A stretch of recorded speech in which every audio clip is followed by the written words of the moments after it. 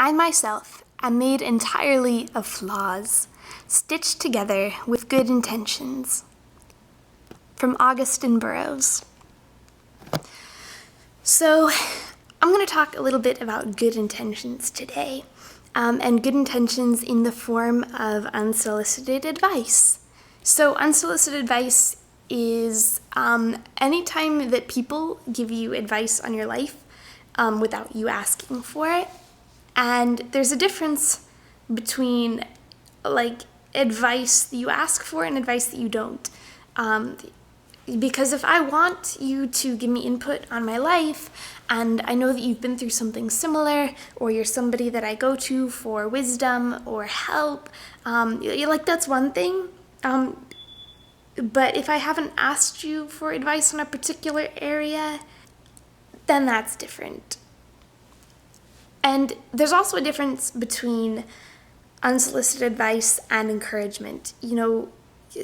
Giving people support and motivation and saying hey, hang in there, I'm here for you, I know that you're going to be okay, take time for yourself, take time to rest, take time to do things that make you happy, that's different. And a lot of times there can be good unsolicited advice, and maybe you have had a life experience that's actually very relevant and you have good insight.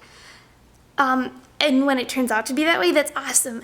But a lot of times, unsolicited advice can just be really frustrating to the person that is receiving it. Case in point, my leg. I guess injuries are one of those things that, like college and jobs and relationships, lots of people feel entitled to give advice on.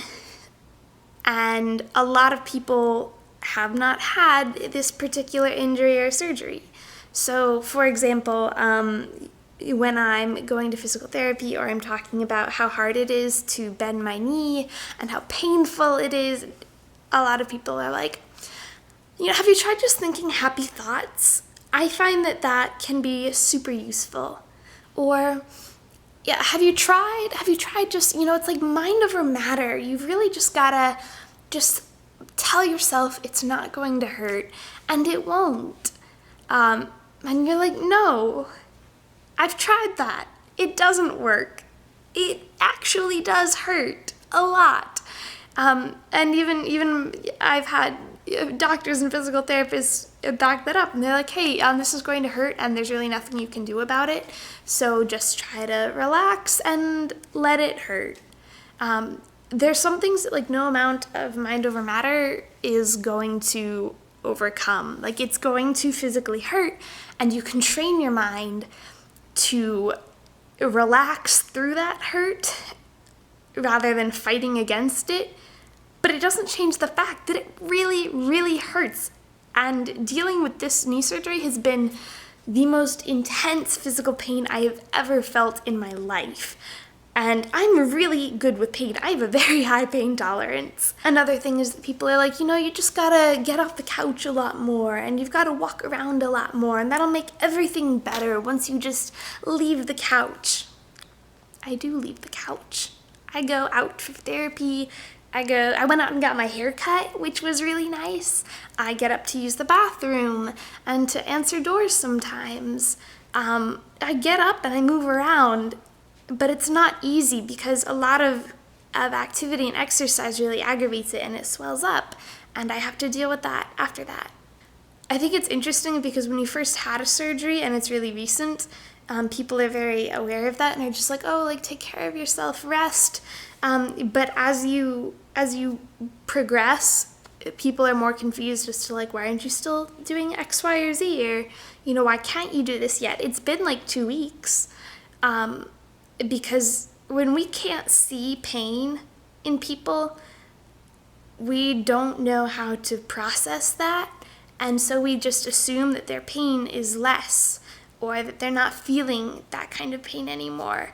If we see somebody with a severed hand, we're going to assume they're in a lot of pain at that moment, blood is pouring out and the hand is cut off.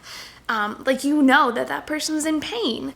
But when we see somebody with a cast or a brace, we don't always assume that they're in that much pain. And it's the same with chronic illnesses like lupus and fibromyalgia. You can't always see that pain. That person might always not look physically sick, but they still are in a lot of pain. And they don't need people saying, you've just got to maybe do yoga some more, and maybe that will help ease the pain. Or you can't let the pain stop you. If you're not feeling that pain, if you haven't had that experience, and you're not an expert in that field as like a doctor, you're not exactly qualified to give that unsolicited advice. I think it's also interesting because we treat illnesses like that, like we do mental illnesses, and we give a lot of unsolicited advice on mental illness.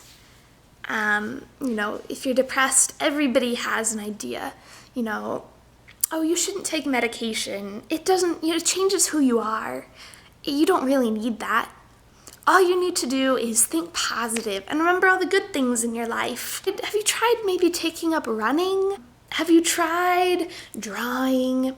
Maybe you just need to spend some more time meditating. Or I read this book and it just changed my life and I was always happy after that. And you should do that and you'll feel better. You just need to get a boyfriend, girlfriend, respective partner and you'll feel love again. You need to get out more often. When you're struggling with depression, those things can help, but you have a chemical imbalance in your brain.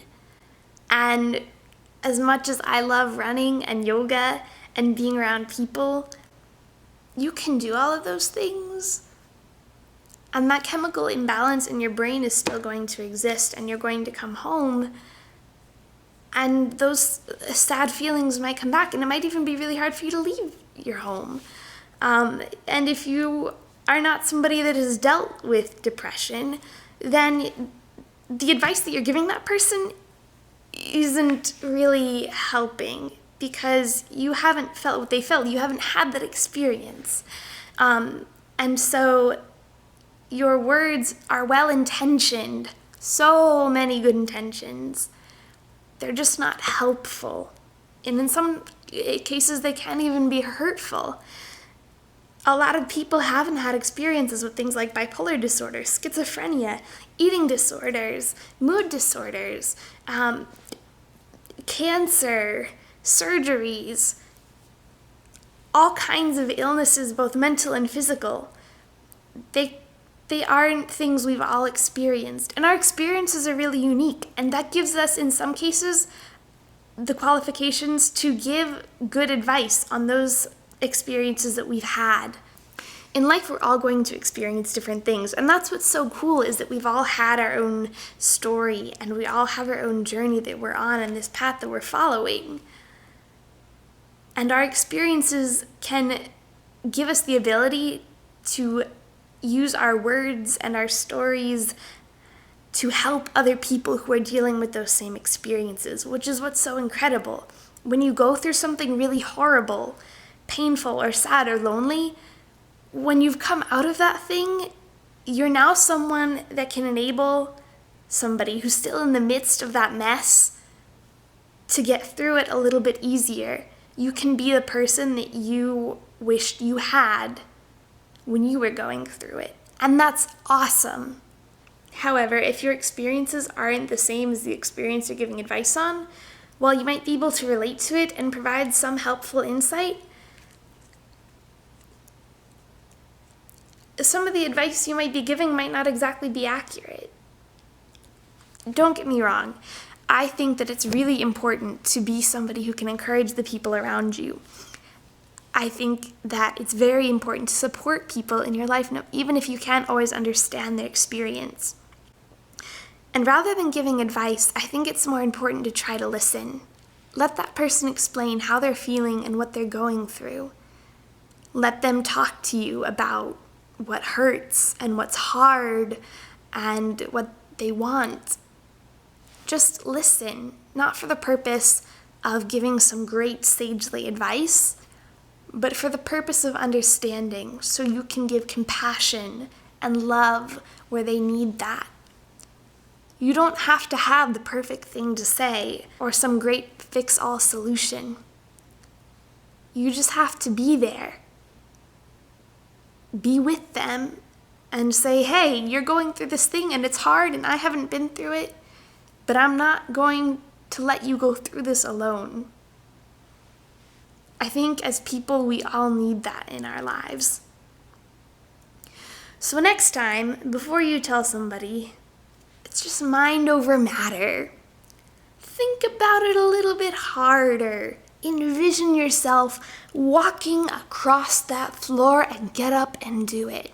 Friend, I can't get up and do that. My knee only bends 56 degrees. I physically cannot walk on that knee for a while. At least not without crutches. Next time, sit with them, laugh with them, cry with them, do life with people.